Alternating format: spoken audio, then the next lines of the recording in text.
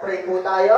Panginoon, maraming salamat po muli sa kapangyarihan na ibigay niyo po sa amin, sa authority, O Lord, sa pamamagitan ng pangalan mo, Jesus.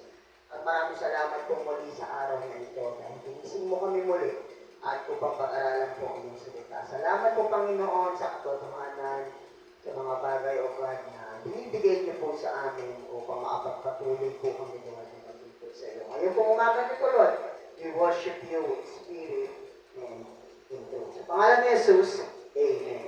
Amen. Okay po. Ang ating pong at pag-aaralan ngayon is marami po kasi mga Christians o sometimes tayo is sinasamba natin ang Panginoon sa paraang gusto natin. Okay? Sa paraang trip natin. Alam niyo po, marami po kasi ganun na sinasambay ko kay Lord sa paraang gusto ko. Sa paraang yung gusto ko yung lugar, pag ayaw ko yung lugar, hindi ko nasambahin ng Lord. No? So kapag walang aircon, hindi ako sasambahin ng Panginoon. Pero masarap din may aircon, no? So kapag hindi okay yung sitwasyon, hindi sasambahin ng Lord. So may ganun tayong sitwasyon sa buhay. So kaya po ngayon, I want you to know in this verse, in John, okay po?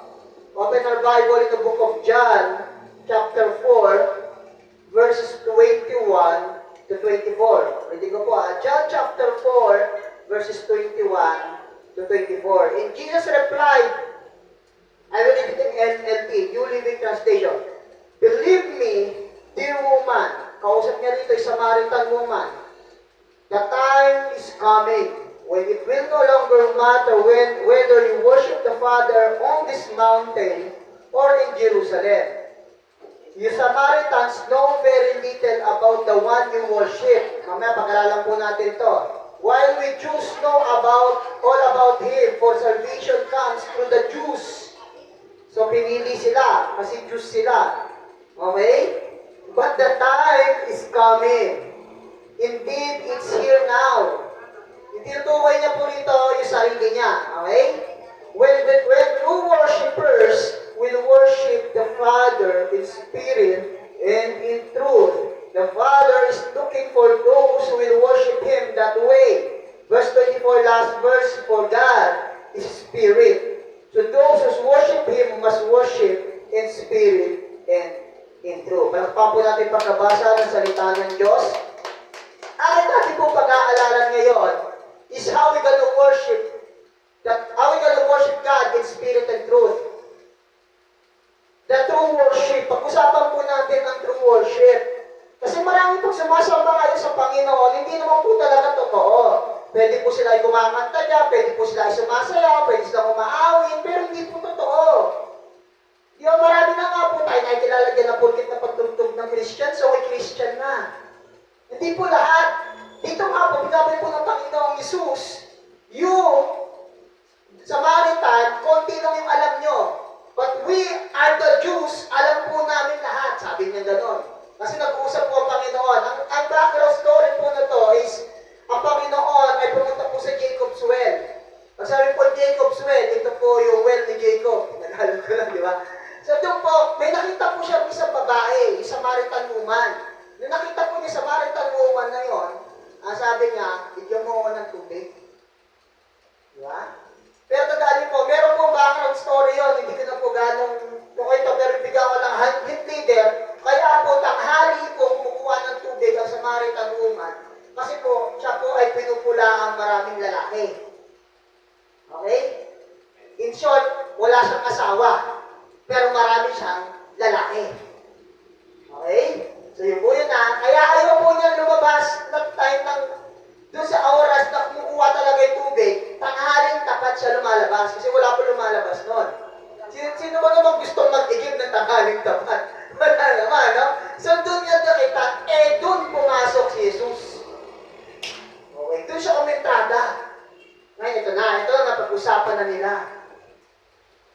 Sabi dito ang Panginoong Jesus, if you want to worship God, if you want the true worship, sabi ng Panginoong Yesus, number one, we must worship God in spirit. Napaka-importante ng spirit, because spirit is pneuma. Kung sabi niyo po pneuma is the Holy Spirit.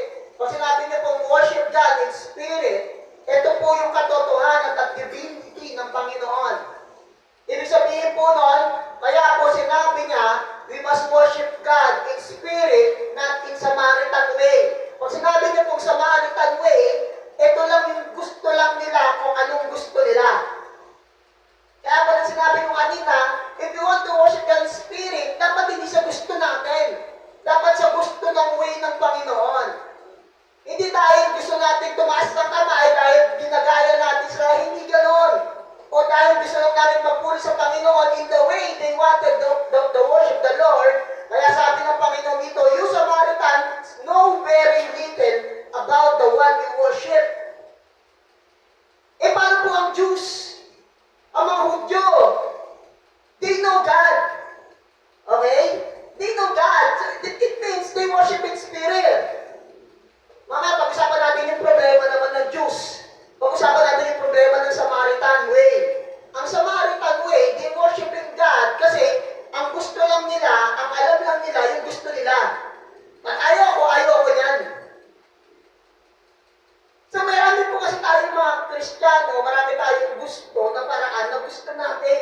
Eh gusto ko ganito purihin ng Panginoon eh, pakialam nyo ba? Eh gusto ko siya ganito sambahin eh, pakialam nyo ba? Ganun lagi po nila sinasabi.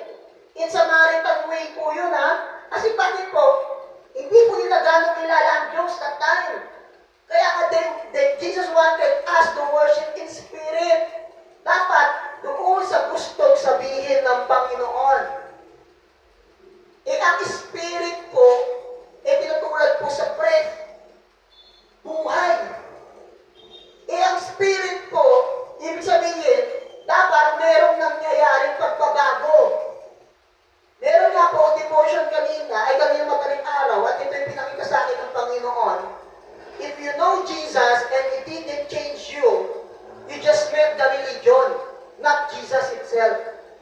Rinig ko po kapag kilala natin ang Panginoong Isus, pero wala nababago sa buhay natin, ang nakilala lang natin yung religion, hindi mismo si Kristo. Yun po yung gustong sabihin po ni Jesus that time. The worshiping in Samaritan way, you just know Him the way you wanted to know Him. Yun po ang gustong sabihin ng Panginoon, don't worship God the way you wanted to worship God. You worship Him the way He wanted to worship Him. Yun po ang not in the Samaritan way. Hindi dahil gusto ko. Yun po yung gustong sabihin po ng Panginoon, ang totoong pagpupuri at pagsamba sa Panginoon, hindi dahil gusto mo lang, dahil yan yung gusto ng Lord gawin mo. Akala niyo po ba nagtataas tayo ng kamay dahil gusto lang natin? Hindi. It's about adoration to the Lord. Because you want to worship in spirit eh. Eh ang demonyo nga sumasamba sa Diyos eh, nanginginig pa. Pero takot sila. Diba? Yan tawag nga nilang Panginoon eh. Eh mga Kristiyano kaya, nasamba lang ba tayo kapag masaya tayo? Ay marami din Kristiyano sumasamba pag malungkot lang naman. Kasi bakit? Kala nila aaawaan sila ng Diyos. So may ganun eh. So pag gusto mo lang, gusto mo lang. Pero pag ayaw ko na. Yun po yung Samaritan way. Kasi pumipili lang sila ng sitwasyon. Pumipili lang sila ng lugar. Sabi nga ng Panginoong Jesus dito, now, you will not worship me or you will not worship on this mountain or in Jerusalem. That mountain is Gerizim. Okay? That mountain is Gerizim. Bakit? Ito yung tinalaga ng Panginoon that time nila Moses, nila Jacob, nila Aaron. Kaya sinasabi ng Panginoon dito, hindi nyo na ako sasambahin sa mga bundok o sa Jerusalem. Magsasamba na kayo sa paraang gusto ko. Ay sabi ng Lord, it's not about the place. It's about the presence. I tell you, true worship is not about the place. But it's about the presence of the Lord. Kung kahit sa kang lugar, nandiyan ang presensya ng Diyos. Kahit nandiyan po nakaupo kayo ngayon, pwede niyong purihin ang Diyos. Kahit sa CR, ako paborito ang worship place sa CR kasi nagmumuni-muni po ako rin.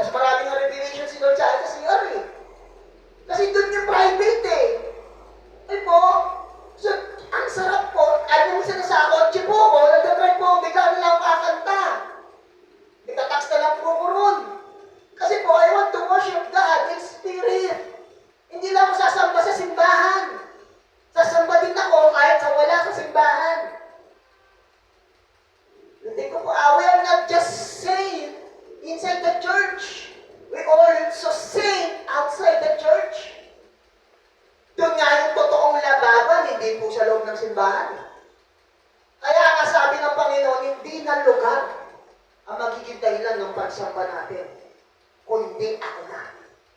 Oh. Yan na po yun.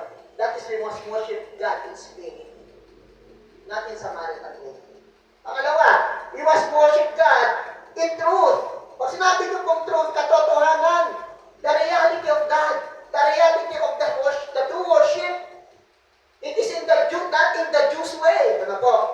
Ang way ng mga Hudyo, ganito po, pakinggan niyo po they know God. Amen? They worship God. Amen? They know the place. Kasi yun po yung sinabi ng Panginoon eh. Di ba? Pag nasasabda kayo, pukuha kayo ng hayop, papatugo. Kaya nga may mga ano po, mga pri sa loob eh. Okay? They know the ways. Kaya nga sabi ng Panginoong Isus, is you Samaritans know very little about the one you worship, while we Jews know all about Him. Alam po ng Panginoong Isus at alam po ng mga Hudyo kung sino po talaga yung Diyos. Okay? Alam nila. But the problem is, they not worship God in truth, but in flesh. Ulitin ko po they not worship God in truth, but in tradition, in culture. Wala na yung katotohanan sa kultura. Wala na yung katotohanan sa tradisyon. Magpupuri lang sa Panginoon kapag maganda yung damit.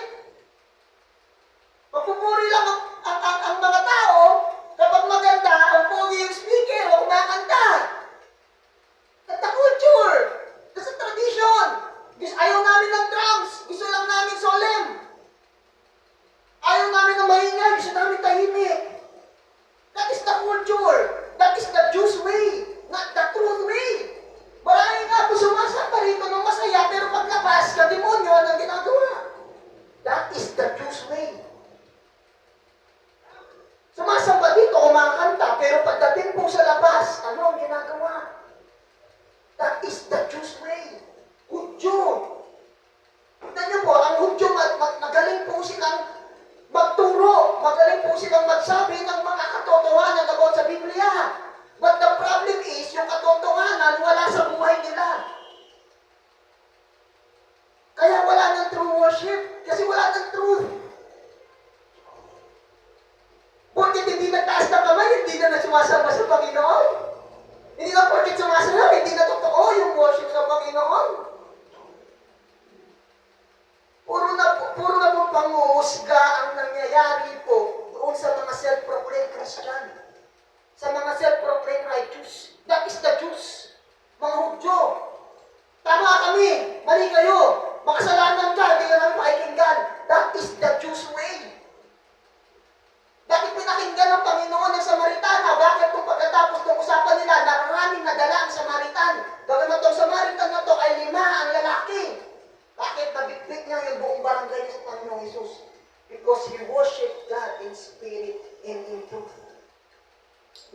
But not on the way. The world knows her. Not what the people knows her, but how God knows her. Kaya po, if you want to worship God in spirit and truth, you must know who's the real God. You must know what the Lord wants us to do. Alamin po natin yung katotohanan sa Panginoon.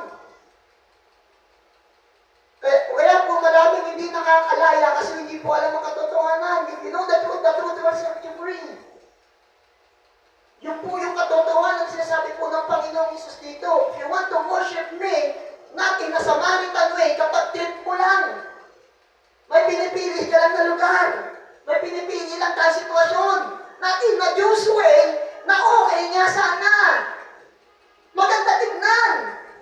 But the other part, okay, hindi totoo.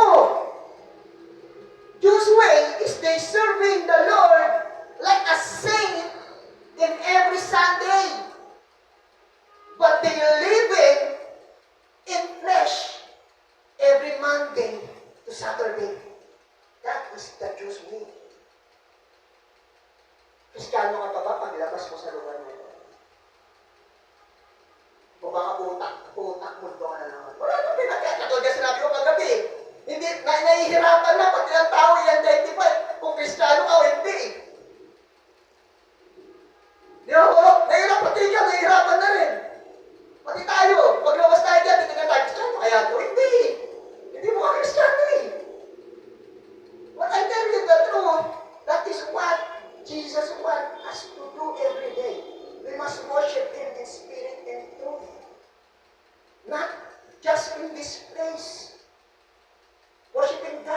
is not just in place.